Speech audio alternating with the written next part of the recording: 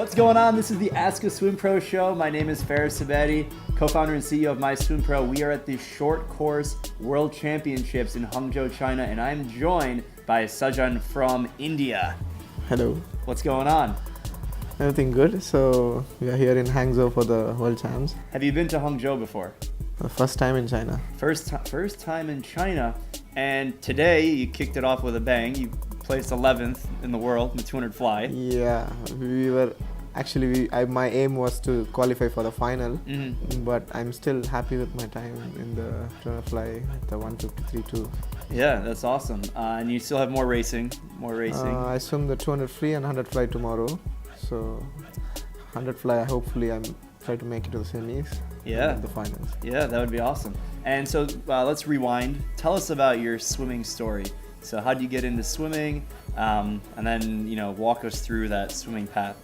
So I started swimming at the age of 5 since my mom was in track and field. So I was into track and field and also swimming. At around when I was 12, 13, I had to choose between one.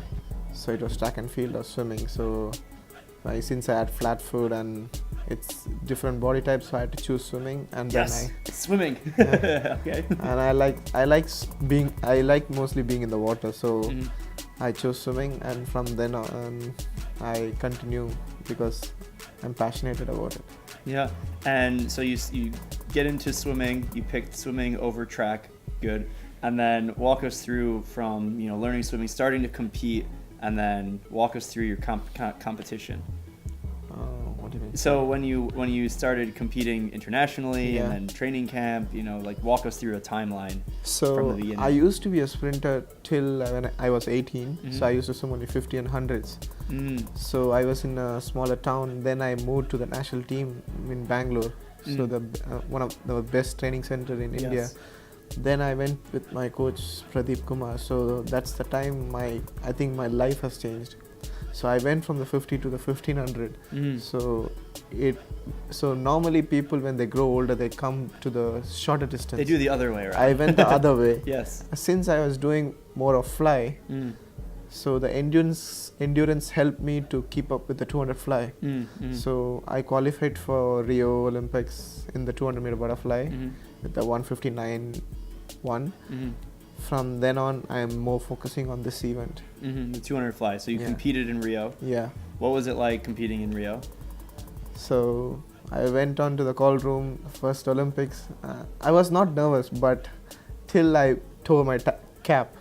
So, you tore your cap? Yeah, just before going to the blocks, I tore my cap, and then I went to get another cap. I was a bit nervous, so my goal was to open on a 56. So I got little panicked and I opened on 57, and the back end speed was slow also. So I was aiming for a 158, but 159. But so what that happens to a lot of swimmers. They'll tear the cap. So what advice do you have? Because you always learn from these. Carry another cap with you always. Carry another cap with you always. So you competed at the Olympic Games, and you competed at the Asian Games most recently, and you did really well. Tell us about other competitions you've done. So I went to the Commonwealth Games. I qualified for the finals, luckily, because James Guy pulled out at the last minute and I had to go. I got to know about that like 2 hours before, and I rushed up to the pool. I warmed up. So the Commonwealth Games. So I did like 4 World Championships, and I'm a national champion since 5 years in 200 fly, and I do 400 free and 200 IM and everything stuff. Otherwise, Asian age group, I have some medals, Asian Indoor Games, silver. So. Great. And looking forward to the future, what other competitions and things are you most looking forward to? I'm mainly focusing to do the A qualifying time in the 200 fly in the Long Course World Championship. 200 fly long 200 course. fly, okay. And then ultimately for the Tokyo Olympics, the same as well, A qualifying and get into the semi or final in the Olympics. Awesome. What advice do you have for swimmers who are looking to get to that next level? So maybe they're not going to compete in the Olympics, but they're trying to just, qualify for even the national championships, next level. So basically, I can tell what I have come through. So in India, people just concentrate on the national level meets. Mm-hmm. So apart from that, they don't look around. They don't look around in the international arena. Mm. So I tell them to keep the work consistent and aim bigger and dream big. So you work also will be better day by day. Mm-hmm. That's great. So we're here in Hangzhou, China, and you said it's your first time in China. What has it been like? Even Ayman said just go to the pool and back. So what has it been like just being in China for the last few days? First of all, it's tough with the Wi-Fi. Oh, the Wi-Fi, the internet. We need to get on the internet. Yeah, and it's the snow. My third time being in the snow. It's really cold because we come from Phuket. It's a really hot place, and it's difficult to manage the weather. Mm-hmm. So we have not been outside anywhere, even to the 7-Eleven. So we are planning to go out after the events. Yeah. So you mentioned the snow, and it normally doesn't snow here, but you mentioned the training camp. So what's it been like to have that training, in a villa? What's it like to be in a training camp? You mean back in Phuket, right? Yes. So I'm on this third scholarship. So every scholarship, people, they came and they left. So I actually met more people than the others there.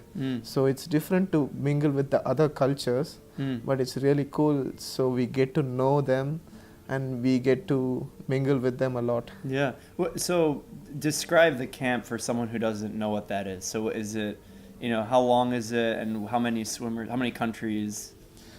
Mostly the Southeast Asian countries and the African countries, they come normally.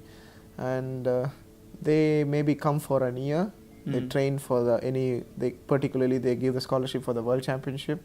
So it's a chance for them to qualify or to improve on their events and go back to their country.